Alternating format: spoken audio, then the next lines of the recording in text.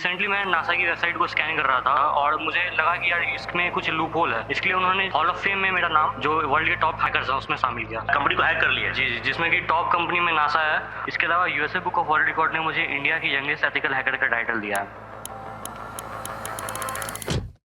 कभी सोचा था 11 साल का एक लड़का जो कि दिन भर गेम्स खेलता है, किसी दिन वो नासा में एक बग फाइंड कर लेगा, नासा की वेबसाइट को एथिकली हैक कर लेगा, उसका नाम नासा अपनी वेबसाइट में हॉल ऑफ फेम में दर्ज करेगा और वो लड़का मैं ही हूँ। नमस्कार, मैं रामजी राव समस्तीपुर बिहार से, इंडिया का यंगेस्ट एथिकल हैकर। बचपन से गेम्स में इंटरेस्ट था, दिन भर गेम्स खेलता था। फिर क्यूरियोसिटी हुई कि एक्चुअली गेम बनते कैसे हैं। मैंने गेम डेवलपमेंट सीखा और चीजें आगे बढ़ती गई। फिर मैंने वेबसाइट बनाना सीखा, वेब डेवलपमेंट सीखा, एंड्रॉइड डेवलपमेंट, iOS डेवलपमेंट, ऐसे चीजें सीखी। और टेक्नोलॉजी बचपन से ही फैसिनेट करता था, चीजें कैसे काम करती है, बिहाइंड द सीन कैसे चीजें ऑपरेट होती है। उसके बाद मैंने हैकिंग की कुछ मूवीज देखी, उसमें दिखाते थे कि एक हैकर होता है जो कि अपने कीबोर्ड पे खटखट करता है और बड़ी बड़ी कंपनीज को हैक कर लेता है। तो वो भी काफी फैसिनेटिंग लगता था। जब मैंने इस चीज के बारे में और स्टडी किया तो मुझे पता चला साइबर सिक्योरिटी एक फील्ड होता है जिसमें एक एथिकल हैकर होता है, एक अच्छा हैकर होता है जो कि कंपनीज को सिक्योर करता है, गवर्नमेंट की हेल्प करता है। उसके बाद मैंने अपने पैशन को अपना प्रोफेशन बनाया, फिर एथिकल हैकिंग सीखी और आज मैं एक एथिकल हैकर हूँ। और मेरे स्कूल डीएवी में एक बार पेरेंट्स टीचर मीटिंग हुआ, उसमें मेरे टीचर्स ने मेरे घर वालों को उल्टा सीधा बोला कि लड़का पढ़ता नहीं है ना, ऐसे ऐसे बोला। उसके बाद मैं जब घर पे आया तो अपनी स्कूल की वेबसाइट को स्कैन किया तो मेरे स्कूल का जो पेमेंट पोर्टल था जहाँ बच्चे पेमेंट करते थे उसमें एक वर्नेबिलिटी थी एसक्यूएल इंजेक्शन की, जिसमें कि जो बच्चे का डेटा था, राइट, जो बच्चे का ईमेल आईडी है, जो पेरेंट्स का नाम है, फोन नंबर है, अकाउंट डिटेल है, वो सारा कुछ मैं अपने घर पे बैठ के एक्सेस कर पा रहा था। तो ये काफी एक क्रिटिकल बग था और एक बुरा हैकर चाहता था उसका गलत उपयोग कर सकता था, बच्चों का डेटा लीक हो सकता था। मैंने इसके बारे में अपने प्रिंसिपल नीरज सर को बताया और उन्होंने इस चीज को अप्रिशिएट करा। उसके बाद एथिकल हैकिंग में और ज्यादा इंटरेस्ट आने लगा और मैंने नासा की वेबसाइट में एक बग फाइंड किया जिसके लिए उन्होंने अपने हॉल ऑफ फेम में मेरा नाम दर्ज किया। इसके अलावा मैंने यूएस गवर्नमेंट की डिपार्टमेंट ऑफ होमलैंड सिक्योरिटी को भी सिक्योर किया है। मेरे आर्टिफिशियल इंटेलिजेंस पे कुछ स्टार्टअप्स भी हैं जिसमें कि एक है फार्माई जो कि मैं भारत मंडपम में स्टार्टअप महाकुंभ में पिच किया था और रिसेंटली उसकी वैल्यूएशन 50 लाख रुपीज लगी है। बेसिकली हम इंडिया के जो फार्म्स हैं उसे हम ऑटोमेट कर रहे हैं टेक्नोलॉजी की मदद से, लाइक कंप्यूटर विजन टेक्नोलॉजी की मदद से, IoT, रोबोटिक्स। अगर मान लो कि सिंपल भाषा में समझाओ तो एक किसान अगर 5 गायों को संभाल रहा है तो हम टेक्नोलॉजी की मदद से उसे हेल्प करेंगे कि वो 500 गायों को संभाल पाए। इसके अलावा हेल्थ केयर में मेरा एक प्रोजेक्ट है मेलवेल जो कि एक मल्टीपल डिजिट प्रेडिक्शन सिस्टम है जिसमें कि हम 40+ डिजीज को पहले प्रिडिक्ट कर सकते हैं ताकि जो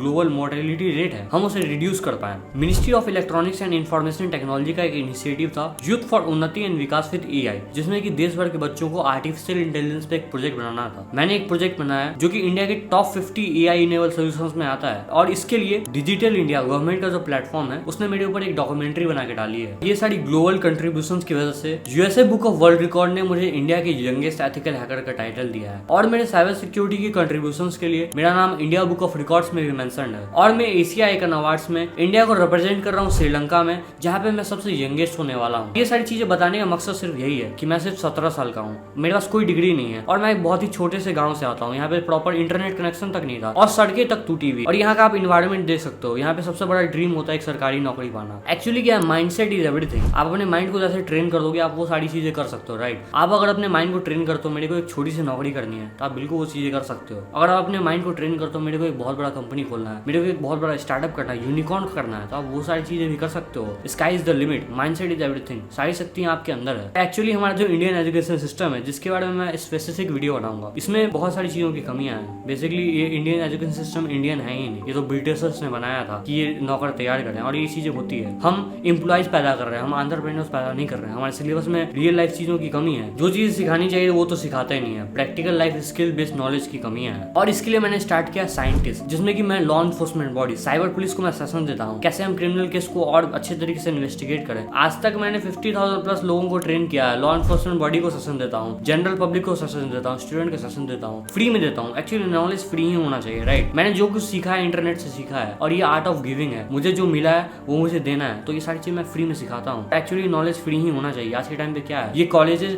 लाखों लाखों रुपए लेते हैं डिग्री के नाम पे और जॉब कितने ही देते हैं, 10,000 रुपए की। तो स्किल्स की कमी है। वर्ल्ड के जो टॉप स्किल्स है, डिमांडिंग स्किल्स है, वो सारी चीज मैं अपने यूट्यूब चैनल पे सिखाता हूँ, फ्री में सिखाता हूँ। लाइक मैं एक नॉर्मल सा लड़का था, कि इंट्रोवर्ट लड़का था, मेरे बहुत सारे फ्रेंड्स नहीं थे, दिन भर मेरा समय अपने कंप्यूटर के साथ जाता था। और आज के टाइम में बहुत सारे लोग मुझे फॉलो कर रहे हैं, बहुत सारे लोगों के लिए मैं इंस्पिरेशन बन गया हूँ। तो बहुत अच्छा लगता है आज का हमारा जो सोसाइटी है एक सही पाथ पे जा रहा है। आज के टाइम में अपने जो यूथ है किसे फॉलो करते थे, किसे अपना आइडियल मानते थे, जो कि कॉमेडी के नाम पे अश्लीलता फैला रहे हैं, जो कि गालियां गलौज कर रहे हैं, उसे अपना इंस्पिरेशन मान के बैठे थे। तो आज मेरी स्टोरी को national international media channels cover कर रहे हैं, प्रिंट मीडिया कवर कर रही है, लोकल न्यूज कवर कर रहे हैं। तो बहुत अच्छा लगता है कि लोग इंस्पायर्ड होंगे मेरे से। मैं भी कोई बहुत बड़े परिवार से नहीं आता हूँ, बहुत लिमिटेड रिसोर्सेज थी मेरे पास। मैंने धीरे धीरे अपने आप को अपस्किल किया। हमेशा कुछ ना कुछ सीखने की क्यूरियोसिटी रहती थी, कैसे हम टेक्नोलॉजी को रियल लाइफ प्रॉब्लम सॉल्व करने के लिए यूज कर सकते हैं। माननीय प्रधानमंत्री जी का जो विकसित भारत 2047 का संकल्प है, उसमें ये छोटा सा कंट्रीब्यूशन है। हम टेक्नोलॉजी की मदद से भारत को साइबर सेफ बनाएंगे और मैं दुनिया की सबसे बड़ी साइबर सेना खड़ी कर रहा हूँ, जो कि इंटरनेट को सिक्योर करेंगे, इंटरनेट को एक बेटर प्लेस बनाएंगे लोगों के लिए। और फ्यूचर्स में साइबर वार होने वाले, फ्यूचर में दूसरी कंट्री किसी के ऊपर अटैक करना होगा